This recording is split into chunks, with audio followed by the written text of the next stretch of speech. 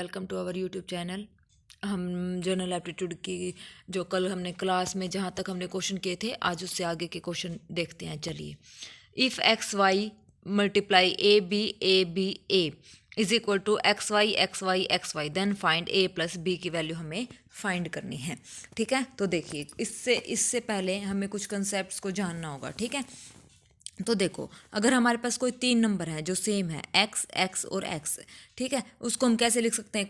कल मैंने आपको प्लेस वैल्यू के में फॉर्म करके बताया था कैसे लिखेंगे।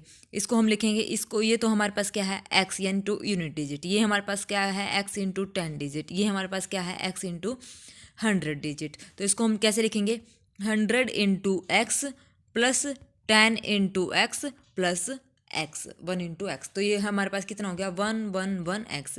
ठीक है, आई बात समझ। जब हमारे पास सेम नंबर गिवन है, ट्रिपल एक्स हमारे पास गिवन है, तो उसको हम कैसे लिख सकते हैं, 111 एक्स, इस टाइप से हम लिख सकते हैं। या फिर हम इसको ऐसे भी बोल सकते हैं, जैसे जो मैथ वाले बच्चे उनको पता होगा, एक्स एक्स एक्स अगर हमारे पास ऐसे है, तो यहाँ से अगर हम एक्स कॉमन ले ले तो क्या बचेगा, 1 ये बचेगा, और यही हमारे पास आया है। ठीक है, तो ये रिजल्ट मैं आपको जो बता रही हूँ ना, वो याद रखने हैं। ठीक है, तो यानी कि सेम नंबर को हम ऐसे रिप्रेजेंट कर सकते हैं। ठीक है, दूसरी बात, जब हमारे पास कुछ ऐसे दे रखा है, मान लो ये है एक्स और वाई, इस टाइप से हमारे पास कुछ दे रखा है, और एक्स वाई को हम कैसे रिपीट करेंगे, मतलब एक्स वाई को हम कैसे लिखेंगे, इसको हम लिख सकते हैं 10x प्लस वाई, इसको हम ऐसे लिखेंगे। ठीक है ना, एक्स वाई को हम लिख सकते हैं 10x प्लस वाई। ठीक है, अब बात आती है, जब इसको हम दो बार लिखें, दो डिजिट को दो बार, यानी कि एक्स वाई और एक्स वाई, तो इसकी रिप्रेजेंटेशन हमारे पास क्या होगी, वही Y into 1, X into 10, Y into 100 और एक्स इंटू 1000। तो इसको जब हम लिखेंगे ऐड करके, तो ये हमारे पास क्या आ जाएगा, 1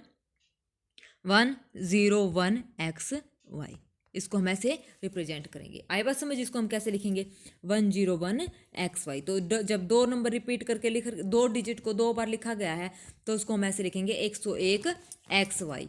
ऐसे ही जब तीन डिजिट को रिपीट करके लिखा जाए, यानी कि X Y X Y X Y, दो ही नंबर को तीन बार अगर लिखा जाए, तो हमारे पास क्या होगा, 101 01 और एक्स वाई, जब ये फॉर्म होगी। और जब तीन डिजिट आ जाएं और तीन डिजिट को तीन बार रिपीट किया जाए, जैसे एक्स वाई जेड, ये तीन डिजिट आ गई, इसको भी रिपीट करेंगे, एक्स वाई जेड, ये 3 एक्स वाई जेड, तो ये हमारे पास क्या हो जाएगा, इसको हम लिखेंगे 1001 एक्स वाई जेड। ये सारे फॉर्मूले आप राइट कर लेना। ठीक है, ऐसे ही लिखे जाएंगे ये। ठीक है, 1001 एक्स वाई जेड। ठीक है ना, ये कैसे आए, मैंने अभी आपको बताया, ये जेड इंटू 1, ये वाई इंटू 10, ये एक्स इंटू 100, ये जेड इंटू 1000, ये वाई इंटू 10,000, ये ऐसे चलते रहेंगे, और इसको ऐड करेंगे तो हमारे पास ये डिजिट आ जाएगी। अगर किसी संख्या को तीन बार लिखेंगे तो हम इसकी रिप्रेजेंटेशन ऐसे देंगे। ठीक है, तो चलिए अब इससे रिलेटेड जो हमारे पास क्वेश्चन था उसको देखते हैं। अब देखो, ये हमारे पास गिवन है, इसको तीन बार रिपीट करके लिखा गया है, दो डिजिट है, दो डिजिट को हमने तीन बार लिखा, तो इसकी रिप्रेजेंटेशन हमारे पास क्या थी, ये तो हमारे पास ऐसे एक्स वाई ए बी ए, इसकी रिप्रेजेंटेशन अब ये मैंने आपको बताया था, इसको लिख सकते हैं 101 01 एक्स वाई। ठीक है, तो यहाँ से कंपेयर करो, ये एक्स वाई तो सेम है ही, तो यहाँ से ए की वैल्यू 1, बी की वैल्यू 0, तो ए प्लस बी हमारे पास कितना आ गया, ए प्लस बी हमारे पास आ गया 1। ठीक है, आगे बात समझ कैसे किया है। तो चलिए नेक्स्ट क्वेश्चन, ये इंपॉर्टेंट कंसेप्ट है, जो हम ये बड़े हाई लेवल के जो एग्ज़ाम देते हैं, जैसे एसएससी का हो गया, सीजीएल का हो गया, यूपीएससी का हो गया, और जो उस टाइप के एग्ज़ाम में हमारे पास ये क्वेश्चन आते हैं, और ये प्रीवियस ईयर ही क्वेश्चन है हमारे। ठीक है, एसएससी सीजीएल के प्रीवियस ईयर क्वेश्चन है। तो आप, आई होप आप ये लेक्चर वीडियो ज़रूर देख रहे होंगे और आपको ये समझ भी आएगी, और ना समझ आए तो प्लीज़ कमेंट सेक्शन में मेरे को अपनी प्रॉब्लम बता देना, मैं आपको बता दूंगी। ठीक है, आपकी प्रॉब्लम सोल्व कर दूंगी। Next question, if n is equal to 444, हमारे पास ये दे रखा है, n की वैल्यू हमारे पास ये गिवन है 444 ऐसे करते करते कितनी बार है ये, 50 बार इसको लिखा गया है, मतलब 50 तक काउंटिंग करेंगे तो ये हमारे पास इस टाइप से लिखी गई है। टोटल कितनी बार है, 50 बार है, और डिवाइड बाय 13 तो हमें बताना है, और ये 13 से डिवाइड हो रही है। ठीक है, 13 से हमने इसको भाग किया है, तो हमारे पास जो रिमाइंडर है वो कितना आएगा। आगे बात समझ, मतलब इसको 4 को हमने 50 बार लिखा है 50 टाइम्स, और 13 से इसको भाग करना है, तो रिमाइंडर हमारे पास कितना आएगा, ये हमसे पूछ रहा है। ठीक है, अब हमारे पास देखो, अगर मैंने आपको बताया था 3 डिजिट को रिपीट किया जाए तो उसको हम कैसे लिखेंगे, 111x। अब जब 6 डिजिट को रिपीट किया जाए तो वो क्या होगी, x x x x x x। इसको हम लिखेंगे x कॉमन करके 1 2 3 4 5 6, ये ऐसे हो जाएगी, ये होगी 6। तो ठीक है, अब ये किससे डिवाइड होगी, ये संख्या जो है, ये आप याद रखना, ये संख्या जो है वो किससे डिवाइड होगी, ये संख्या होगी हमारे पास और नंबर, यानी कि 3 7 11, प्राइम नंबर 13 13 7, ये संख्या इन नंबर से डिवाइड होगी। ये बात आपको याद रखनी है। 3 अंकों को रिपीट करके जो भी संख्या बनाएंगे वो किससे डिवाइड होगी। अब ये 3 अंकों को रिपीट करके बनाई है तो ये संख्या हमेशा 1001 से रिपीट, मैंने बोला 3 अंकों की रिपीट करके, ये तो ऐसे, ये तो 111 से होगी, तो आप इसको 1 2 3 और 3 से डिवाइड होगी, 3 से डिवाइड होगी, 1 से डिवाइड होगी, 111 से होगी। तो आप ऐसे देखना इसको सोल्व करके किससे होगी। मैं आपको ये बता रही हूँ, जब 6 डिजिट की संख्या डिजिट आ जाए तो वो किस से डिवाइड होती है, वो 3 से 7 से 11 से 13 से और 37 से। ठीक है, तो 13 से पूछा ना, तो 37 से और 13 से भी होती है। ठीक है, अब देखो हमारे पास 3, अब मैंने ये बोला है 3 अंकों को रिपीट करके, मान लो ये 3 अंक है हमारे पास, 3 डिजिट है, इसको रिपीट कर दिया ऐसे, मतलब 6 बार है, इसको हमने ऐसे लिखा 3 और ये 3 3 3 का पेयर बना लिया। तो अब 3 अंकों को हमने रिपीट करके बनाया है, तो जो ये संख्या होगी वो किससे डिवाइड होगी, 1001 से भी डिवाइड होगी। ठीक है, 1001 से भी डिवाइड होगी। और ये संख्या चाहे इसके 3 3 के पेयर बनाओ, ये चाहे ये पूरा 6 का बनाओ, तो ये संख्या हमेशा 3 7 11 और 13 से डिवाइड होगी। आ गई बात समझ में। तो चलिए अब देखते हैं क्वेश्चन क्या कहता है, 50 टाइम्स डिवाइड बाय 13। अब मैंने बोला था 13 कैसे, जब 6 का मैं ऐसे लिख रही हूँ सेम डिजिट को x x x x x x 3 times लिख रही हूँ, 6 टाइम्स मैंने इसको लिखा, तो ये कंप्लीट डिवाइड किससे हो रहा है, 13 से हो रहा है। अभी मैंने आपको बताया था रिमाइंडर क्या आ रहा है, 0 आ रहा है। तो अब यहाँ से पेयर बनाओ, ये 50 टाइम्स है तो कितने पेयर बनेंगे यहाँ पे, 6 4 जा 48, तो कितने, 6 4 जा 48 नहीं, 6 8 जा 48, 6 8 जा 48 पेयर हमारे पास बनेंगे।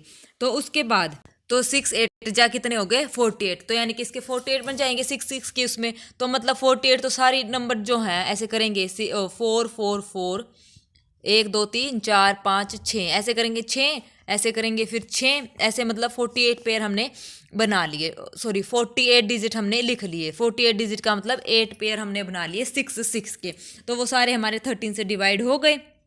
अभी मैंने आपको बताया ना कि 13 से डिवाइड हो जाएंगे, 13 से हो गए तो कितने बच गए 2, यानी कि 44 बच गए। 48 तो हमने लिख लिए, 49 और 50, इसको 13 से डिवाइड करेंगे, जो हमारा रिमाइंडर आएगा वो हमारा क्या हो जाएगा, आंसर हो जाएगा। अब इसको डिवाइड करो, 44 को 13 से हमने डिवाइड किया तो कितना आ जाएगा, 13 3 जा 39, इसको डिवाइड यानी कि 5, इसका मतलब हमारे पास क्या आ जाएगा, 5 रिमाइंडर हमारे पास आ जाएगा। ठीक है, नेक्स्ट क्वेश्चन, इफ़ एन, यही सेम 100 टाइम्स गिवन है तो इसके 6 6 के पेयर बनाओ, कितने जोड़े बनेंगे, 6 7 42, 6 8 48, 6 9 54, तो कितने बनेंगे, 96 बार बन जाएंगे, 96 बार इसको हम लिखेंगे। तो कितने टाइम बचाएंगे, 100 में से 96 गए तो कितने बार, 4 बार, यानी कि 1 2 3 और 4, इसको डिवाइड करेंगे 13 से, तो हमारे पास इसको भाग करके जो आंसर आएगा वो हमारे पास क्या आ जाएगा, रिमाइंडर आ जाएगा। ठीक है, आगे समझ कैसे करना है। चलिए next, if N is equal to, ये हमारे पास दे रखा है 2 2 2 2 2, फिर ए 3 3 3 3 3 इज 1 2 3 डिजिट, मतलब कि टोटल हमारे पास 123 डिजिट हैं। ठीक है, कितने डिजिट हैं, 123, ऐसे करते करते ये हमारे पास काउंट करेंगे तो ये हमारे पास 123 डिजिट नंबर हैं। ठीक है, नंबर डिविजिबल बाय 7, और ये 7 से भाग करने हैं, तो देन ए इज, तो हमारे पास ए क्या है, और ए हमारे पास मिडिल नंबर है।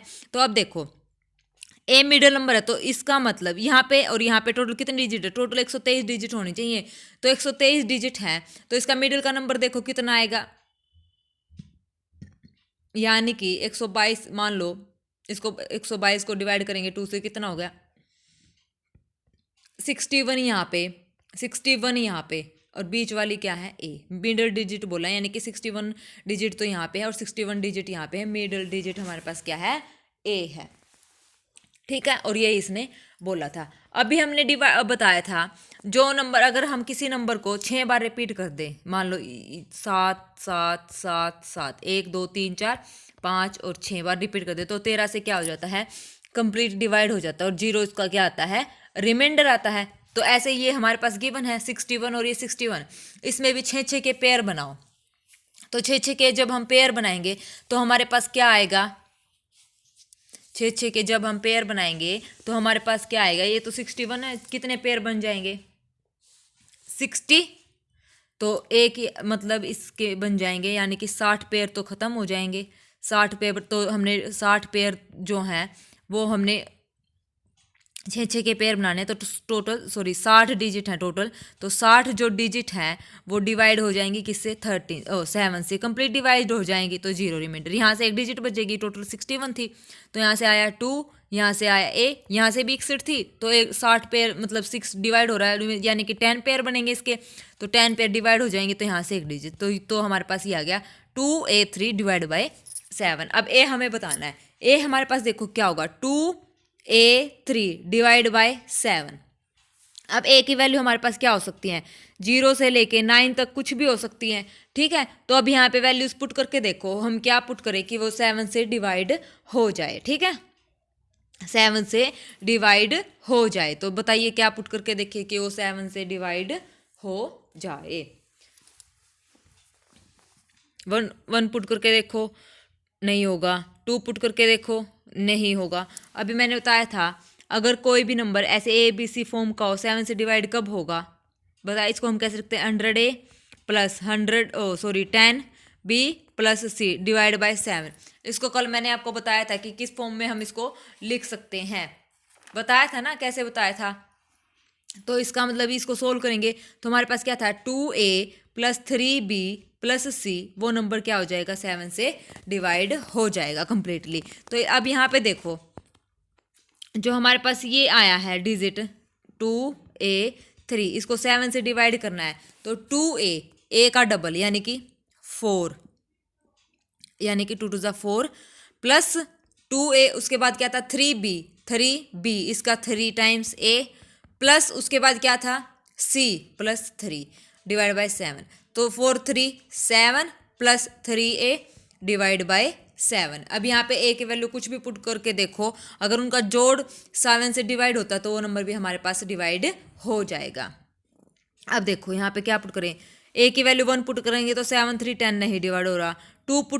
0 पुट करेंगे, A की वैल्यू 0 हो रहा है तब तो 7 बाय 7, यानी कि A की वैल्यू 0 सेटिस्फाई कर रहा है।